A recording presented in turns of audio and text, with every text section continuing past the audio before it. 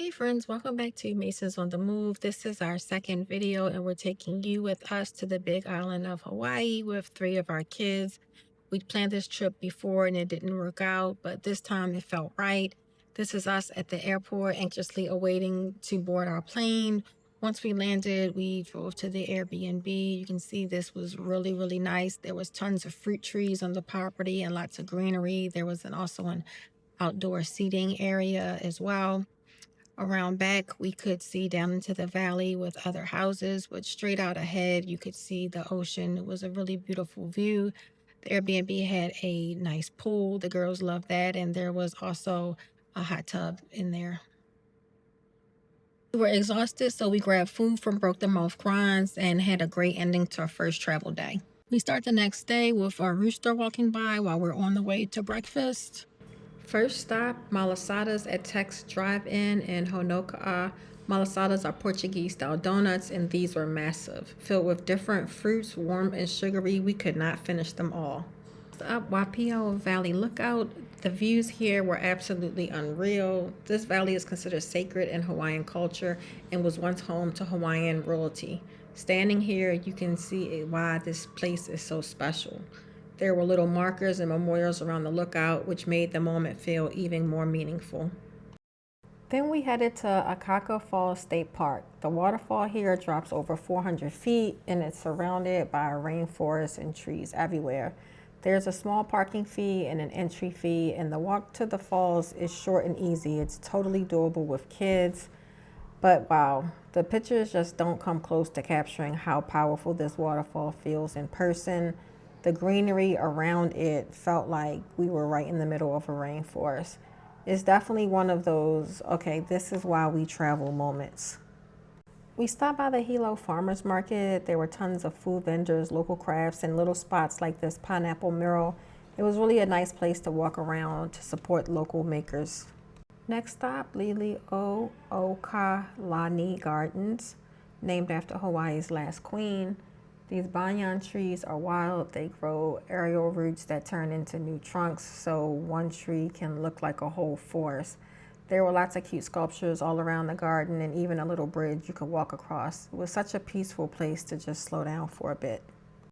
We were about to head to the beach when we found out that Mount Cleo was actively erupting, so we changed our plans and drove an hour to Hawaii Volcanoes National Park. Seeing bright red lava erupting in real life is something we'll never forget. You can't get too close for safety, but even from a distance, it was unreal. Marley had hurt her ankle, so she got a piggyback ride, and we all made the short hike to see it together. It was totally worth it.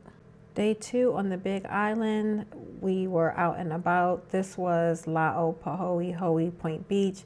Basically, it was empty when we got there, just us and dramatic big lava rocks with waves crashing all around. It felt wild, but also peaceful at the same time. And then we found this, a big stone head that looked like it had on a mask. It's very interesting, but kind of random also. Our next stop was Papai'iko Beach, and the waves were crashing like crazy here, but the views were beautiful. There was a rocky outcrop you could walk onto to get some really cool photos. Morgan found a coconut and decided we were bringing it home so Mike could open it later, which turned out to be way harder than TikTok makes it look. Khalil hanging out on this giant log, and moments like this are really just our favorite. Just kids, the ocean, and no rush to be anywhere else. That night was our most anticipated experience, the Manta night race snorkel. We were a little nervous about our 7-year-old, but the crew was amazing. We got wetsuits, snacks, and hot chocolate, and everyone felt really safe. Riding out at sunset was an extra bonus. We all floated in the water holding on to a raft while the crew shined lights into the water. The lights attract plankton, and the plankton attract the manta rays.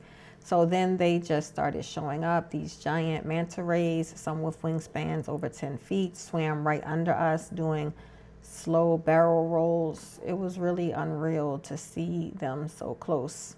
After that, we were completely wiped out, so we grabbed some food and headed back to the Airbnb. Day 3 and Aloha vibes are officially in effect. We stopped by Greenwell Farms for a coffee farm tour. It was free to enter, which we loved.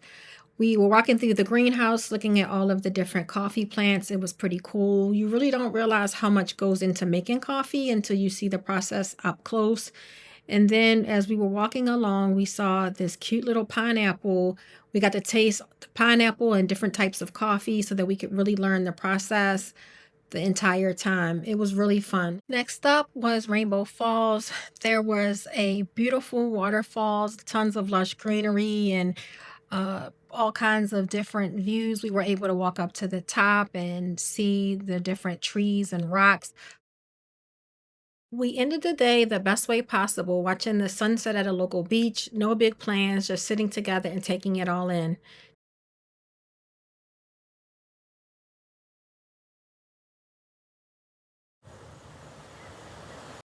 This beach and this view was just one of the many views that we found all throughout the island where you could go and just catch the most beautiful sunset. Very calm and peaceful. Day four, starting the day slow after another late night. First stop was Ken's House of Pancakes. They were packed, but our wait was under 10 minutes. The prices were reasonable and the service was really great. Ken's is one of those classic local spots that everyone recommends, and now we understand exactly why. Sometimes you really just need diner coffee when you're on vacation. Next up, Kona Caves. There's a pretty steep walk down into the lava tubes, and everything is surrounded by jungle.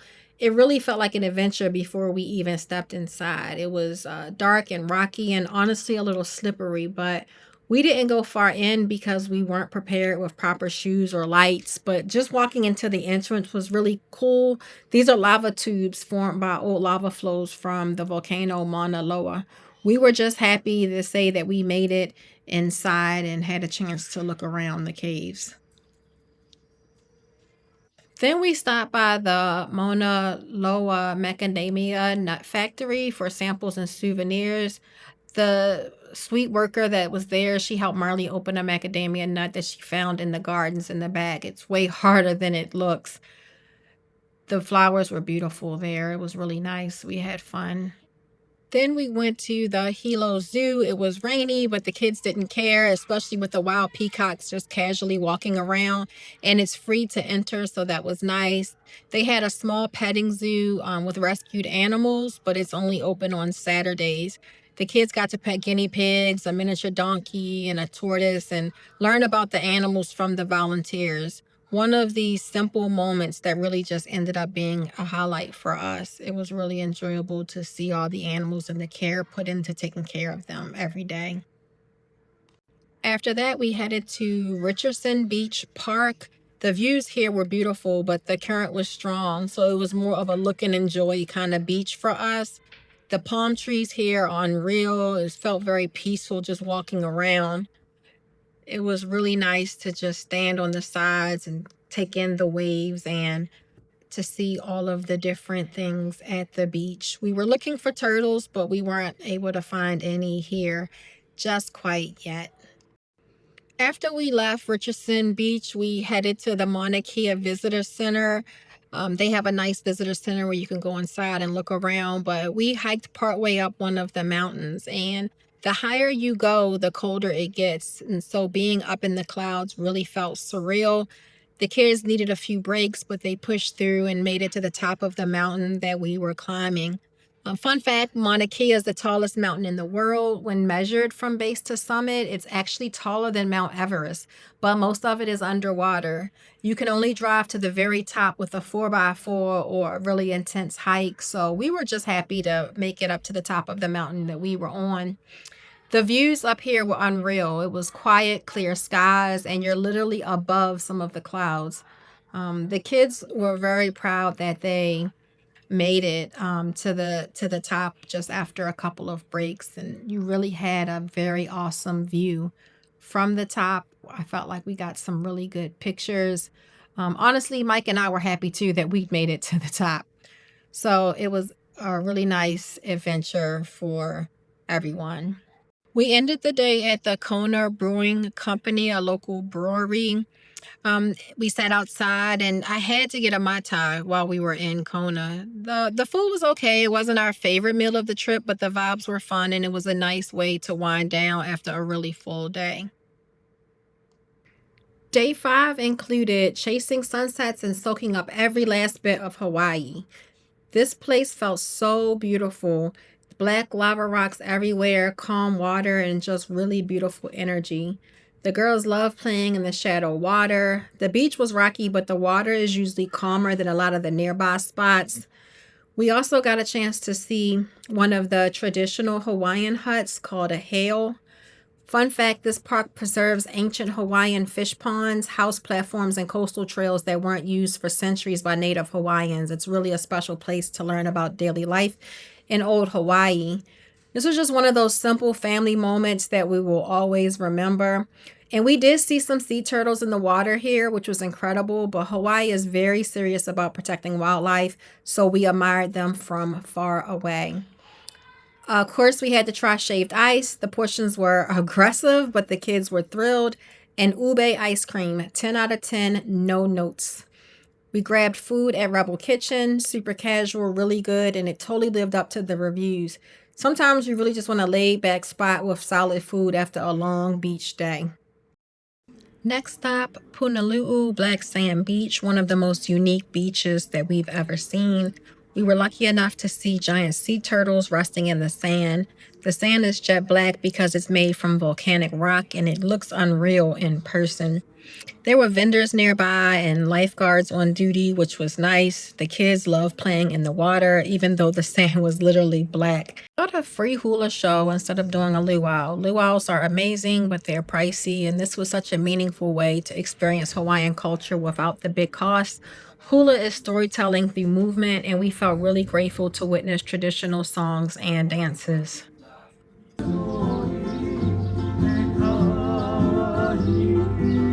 We ended the night with dinner right on the water at Papakona. The food and service were excellent, and watching the sunset while eating dinner was the perfect way to close out the day. 6, and we were trying to soak up as much extra activities as we could. This is Ka'alei, the southernmost point of the entire United States. The views were absolutely insane, and no, we were not cliff jumping. This felt full circle because we'd also been to the southernmost point of the continental U.S. in Key West. Wild to think that we've now seen them both. And up here was no joke, but the views made it 100% worth it for sure. Papakolea Green Sand Beach is one of the few green sand beaches in the world. To get here, you either have to take a really long hike or pay local for a 4x4 ride. And so Mike took the ride out, and the kids and I went to a nearby farm. And he came back saying that the views were totally worth it. Fun fact, the sand is green because of olivine crystals from volcanic rock. It's one of the only handful of green sand beaches on the entire planet. Mike was out adventuring. We had our own little moment. Fresh fruit straight from the tree. Not a bad way to wait. Just like that, it was time to go home. A hui hu means until we meet again, and that's exactly how this trip felt. Hawaii, we're already dreaming about the next time.